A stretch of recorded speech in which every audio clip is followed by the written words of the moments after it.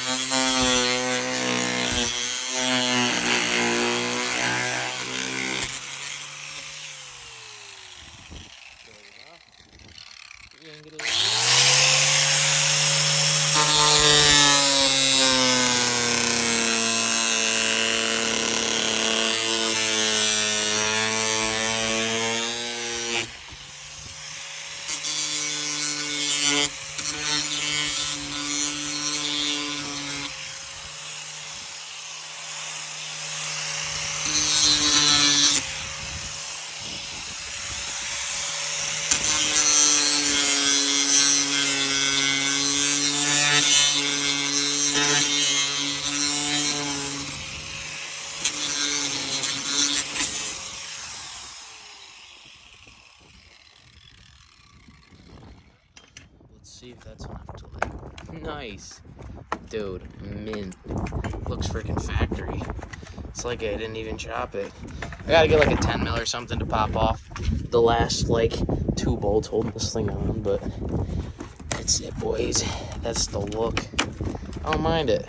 For me eyeballing this thing with the freaking grinder and just taping it, you saw, in 4K. I just did some dumb shit, and I mean, I think it looks sleeker with that shit off than it did before. I mean, like I said, I'm gonna have a bumper on the way here, but for now, we getting this ugly crap off. I'm gonna use these, I think back here, maybe, something like that, just, you know, a temporary, because like this is gonna, maybe I'll just put one in there. You think I need, I probably should do 2.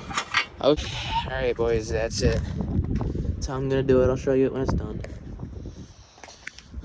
Alright boys, there it is. I was gonna do that bracket shit, but when in doubt, zip tie it out. I called it a day with 2 zip tie chains. Damn. I don't even care, because I'm not that worried about it.